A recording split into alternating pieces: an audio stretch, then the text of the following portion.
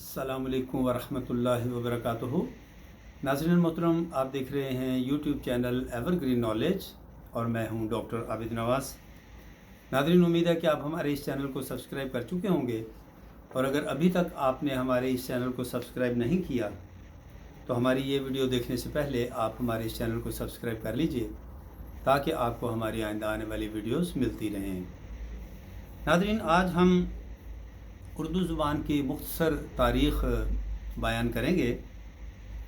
दाग दहलवी का क्या खूब एक शेर है। लिखते हैं, उर्दू है जिसका नाम हम ही जानते हैं दाग, हिंदुस्तान में धूम हमारी ज़ुबान की है। नाज़रीन, उर्दू एक नई ज़ुबान है जिसकी उम्र तकरीबन 1000 साल है। ये असल में ब्रज भाषा से निकली है जो दहली और मिथिला के कुर्ब जवार में बोली जाती थी। उर्दू में अरबी, फ़ारसी, ब्रज भाषा, खड़ी बोली, पंजाबी, तुर्की, अंग्रेज़ी और पुर्तगाली ज़ुबान के अल्फाज शामिल हैं। नाज़रीन, सन 1000 में मुसलमान शुमाल के रास्ते हिंदुस्तान आए और दहली को अपना दारुल खिलाफा बनाया, और यहाँ के मुकामी लोगों की ज़ुबान यानी ब्रज भाषा का असर उन्होंने सबसे ज़्यादा कबूल किया, और यहाँ की ज़ुबान में भी उनकी ज़ुबानों में यानी अरबी, फ़ारसी और तुर्की के अल्फाज शामिल हुए। इसके अलावा शाहजहाँ बादशाह ने जब आगरा के बजाय दहली को दारुल सल्तनत बनाया और शहर व कला में मुख्तलिफ़ ज़ुबानों के बोलने वाले एक साथ रहने लगे तो एक नई ज़ुबान ने जन्म लिया जिसे उर्दू ज़ुबान कहा गया। नाज़रीन, उर्दू तुर्की ज़ुबान का लफ्ज़ है जिसके मानी हैं लश्कर। शुरू में उर्दू ज़ुबान सिर्फ़ छावनियों तक महदूद थी क्योंकि दरबारियों और पढ़े लिखे लोगों की ज़ुबान फ़ारसी थी, लेकिन उर्दू ज़ुबान की मिठास ने आहिस्ता आहिस्ता इसे इतना मकबूल बना दिया कि पूरे हिंदुस्तान की महबूब ज़ुबान बन गई। यूँ तो हिंदुस्तान में महमूद गज़नवी के आने के बाद यानी आज से तकरीबन 1000 साल कबल उर्दू ज़ुबान की इब्तदा हो चुकी थी, लेकिन शाहजहाँ के अहद यानी 1627 ईस्वी से 1658 में ये ज़ुबान अपनी हकीकत मनवाने में कामयाब हुई। सलातीन वक्त की सरपरस्ती पाकर ये ज़ुबान तेज़ रफ्तारी के साथ इर्तकाई मंजिलें तय करने लगी। शाहजहाँ ने इसका नाम उर्दू मुअल्ला रखा। इसके अलावा उर्दू को मुख्तलिफ़ अदवार में मुख्तलिफ़ नामों से पुकारा गया है, मसलन हिंदी, हिंदवी और रेख्ता वगैरह। नाज़रीन, शुरू में इस ज़ुबान का इस्तेमाल सिर्फ़ तिजारती हल्का तक था। ख़त किताबत, दफ्तरी कामों और शेर व शायरी में उर्दू ज़ुबान राइज नहीं थी, लेकिन जब शुमाली हिंदुस्तान के लोग कारोबार के ख़याल से दक्कन गए और मोहम्मद शाह तुगलक ने अपनी राजधानी दहली के बजाय देवगरी यानी दक्कन मुंतकिल की तो उसके हुक्म से लाखों अफराद शुमाली हिंद से दक्कन पहुँचे। इसका नतीजा ये हुआ कि शुमाली हिंद की वही ज़ुबान जो सिर्फ बोलचाल तक महदूद थी, दक्कन की मशहूर रियासतों मसलन बीजापुर, अहमदनगर और गोलकंडा के हुक्मरानों का सहारा पाकर रफ्ता रफ्ता अदबी हैसियत इख्तियार करने लगी। यही वजह है कि नज़्म व नस्र की इब्तदाई नमूने हमें दक्कन में पहले मिलते हैं।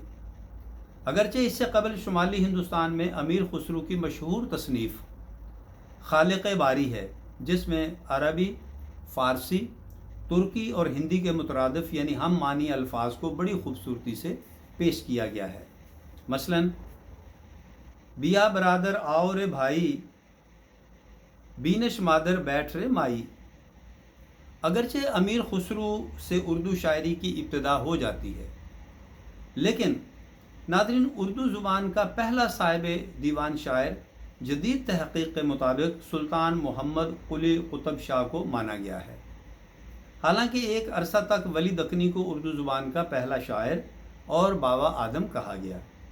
جہاں تک نثر کا تعلق ہے، بعض لوگوں کا خیال ہے کہ نثر کا آغاز سب سے پہلے شمالی ہندوستان میں ہوا اور اس کے جواز میں خواجہ سید گیسو دراز بندہ نواز کی تصنیف معراج العاشقین کا حوالہ دیا جاتا ہے، لیکن اردو زبان کی تاریخ سے اس کا کوئی مستند ثبوت نہیں ملتا۔ اس سے قطع نظر اگر معراج العاشقین کو کچھ دیر کے لیے اردو نثر کی پہلی کتاب تسلیم کر بھی لیا جائے تو بھی ناظرین یہ اردو نثر کی پہلی کتاب نہیں ہے، اس لیے کہ معراج العاشقین ایک مذہبی رسالہ ہے جس میں گیسو دراز رحمۃ اللہ علیہ کے ملفوظات ہیں۔ ناظرین، اردو نثر کا پہلا نمونہ سب رس ہے۔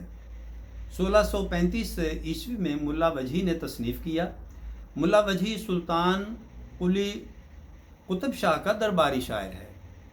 یہ کہنا درست ہے کہ اردو کا جنم شمالی ہندوستان میں ہوا، مگر اس کی نشو و نما دکن میں ہوئی اور پھر اسی سرزمین میں پہنچ کر شباب حاصل ہوا جہاں اس نے جنم لیا تھا، یعنی شمالی ہندوستان۔ ناظرین، اورنگزیب کے عہد میں ولی دکنی دہلی آئے اور ان کے اردو کلام سے متاثر ہونے کے نتیجے میں اردو شاعری کا باقاعدہ آغاز ہوا۔ ولی کے اردو کلام کو سن کر فارسی گو شعراء بھڑک اٹھے اور اس بات کے قائل ہو گئے کہ اردو میں شعر و شاعری کی بہت گنجائش ہے۔ انہوں نے محسوس کیا ہے کہ اردو کی تنگ دمانی کا شکوہ ہماری خام خیالی تھی۔ ولی کے کلام نے شمالی ہند میں لوگوں کو اردو شاعری کی طرف راغب کیا، جس کے نتیجہ میں اس دور کے اردو شعراء میں خاص طور پر خان آرزو، مدر جانے جانا، شاہ حاتم، یک رنگ اور شاکر ناجی بہت مشہور ہیں۔ ان شعراء کے ذریعہ دہلی میں اردو شاعری کا نہ صرف آغاز ہوا بلکہ ریختہ میں شعر کہنے کا چلن عام ہونے لگا۔ اس دور کو دبستان دلی کی شاعری کا پہلا دور کہا گیا ہے۔ دبستان دلی کے دوسرے دور میں شاہ حاتم،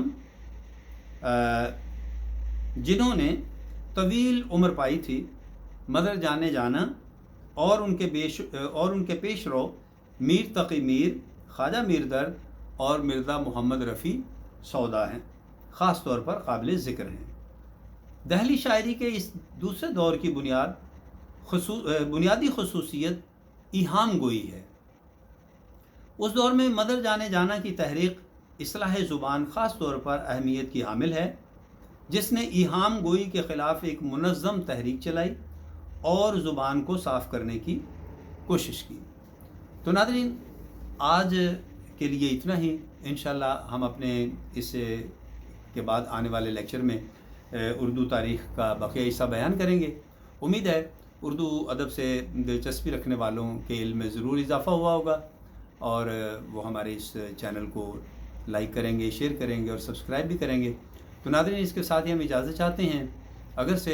اگر صحت و زندگی نے اجازت دی تو انشاءاللہ آئندہ لیکچر کے ساتھ پھر جلد آپ کی خدمت میں حاضر ہونے کی کوشش کریں گے۔ تب تک اپنا اور اپنے پیاروں کا بہت خیال رکھیے گا۔ فی امان اللہ۔